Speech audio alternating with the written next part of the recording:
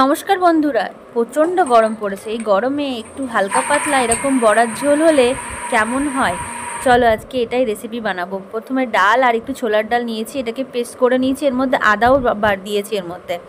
এবার এর মধ্যে নুন দিচ্ছি আর একটু চিনি, আর এর মধ্যে দেব জিরে, এবার দেব হলুদ, একটু খাবার সোডাও দিয়েছি আর আদা বাটা দিয়েছি।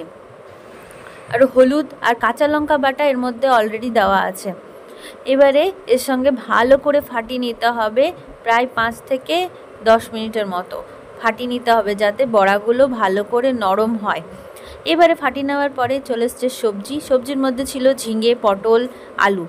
এবারে এদিকে আমি বড়াগুলোকে তেলে ফ্রাই করে নেব। পারলে তোমরা এটাকে একটুখানি যদি এরকম বড়ার আকারে করতে পারো, না হলে যদি বড়া না করতে পারো তাহলে একটুখানি এটাকে ভাপিয়ে নিতে পারো, বা পিস পিস করে কেটে নিলেও হবে, একটু ধোকা স্টাইল হবে যদি তেলে না ফ্রাই করো। কিন্তু এই তেলে ফ্রাই করে বড়াটা খেতে বেশি ভালো লাগে। এই গরমের দিনে এরকম হালকা পাতলা খাবার খেতে খুবই ভালো লাগে। এবার এই বড়াগুলো হালকা করে তুলে নিলাম। যখন হালকা লাল হয়ে যাবে, মানে একটু লাল লাল কালার হয়ে চলে আসবে, তারপরে এরকম হয়ে গেলে এরকম 2-3টে ব্যাচে করে আমি বড়াগুলো প্রায় ভেজে নিয়েছি।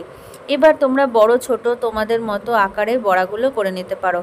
আর বড়াগুলো অবশ্যই একবার টেস্ট করে দেখে নেবে নুন টুন ঠিক হয়েছে কিনা।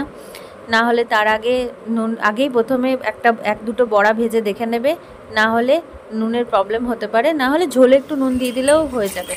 এবারে এর মধ্যে আলু দিয়ে দিলাম। এবার সবজিগুলোও দেবো। আগে আলুটাকে একটু ভেজে নিচ্ছি ভালো করে, তারপরে একটু ঢাকা দিয়ে রাখবো। এবার ঢাকা বন্ধ করে এবারে আবার একটুখানি কষিয়ে নেব, আবার ঢাকা দেব, এরকম করে রেডি করব। এবারে সবজি দিয়ে দিচ্ছি, প্রথমে পটল, তারপরে ঝিঙে দিয়ে দিয়েছি। দিয়ে পরে আবার কিছুক্ষণ কষাবো। এরকম গরমের দিনে সত্যি খুব ভালো লাগে। আর তোমরা আমাদেরকে অবশ্যই রিপ্লাই করে জানিও যে তোমাদের কী রকম খাবার দেখতে ইচ্ছুক বা কী রেসিপি জানতে চাও, সেটাও অবশ্যই আমাকে কমেন্টে জানিও। আর ভিডিওগুলো ভালো লাগলে অবশ্যই লাইক, কমেন্ট, সাবস্ক্রাইব করে দিও। এখানে নুনটা আমি দিয়ে দিয়েছি, নুন দিয়ে আবার ঢাকা দিয়ে দিয়েছি। ঢাকা দিয়ে রাখবো কিছুক্ষণ, এবারে জল ছাড়া অবধি। আবার ঢাকা দেওয়ার খুলে পরে এবারে একটুখানি নুন আর একটুখানি দিয়েছি গোলমরিচ গুঁড়ো, গরম মশলা, জিরে গুঁড়ো, ধনে গুঁড়ো, কাশ্মীরি লঙ্কার গুঁড়ো এর মধ্যে দিয়ে আবার একটুখানি দিয়েছি এখানে গোলমরিচের গুঁড়োও দিয়েছি, আর লাল লঙ্কার গুঁড়োটাও দিয়েছি।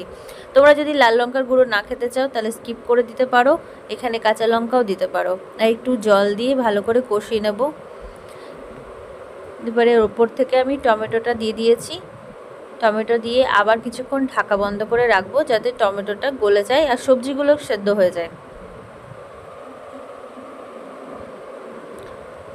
দিয়ে পরে এবার জল দিয়ে দিচ্ছি, জল দিয়ে আবার ঢাকা বন্ধ করে রাখবো 10 থেকে 15 মিনিট। দেখো কত পাতলা জলটা হয়েছে, ঝোলটা একদম পাতলা। এবার ভাত দিয়ে খেতে খুব ভালো লাগবে। দিয়ে পরে বড়াগুলো দিয়ে দিয়েছি। বড়াগুলো দিলে একটু জলের পরিমাণটা বেশি দিতে হবে, না হলে বড়া জলটা টেনে নেবে, দিয়ে বড়াটা ফুলে যাবে। তার জন্য একটু বেশি করে জল দিতে হবে। আবার আমি একটু পরেই আবার জল দেব এখানে। আবার এখানে নুনটা একটুখানি টেস্ট করে দেখে নিতে হবে এই পর্যায়ে নুন ঠিকঠাক হয়েছে কি না। এবারে আর একটু জল দিয়ে পরে এবারে রেডি হয়ে গেল বড়ার তরকারি। এটা কেমন লাগলো জানাতে ভুলো না কিন্তু। ধন্যবাদ সবাই।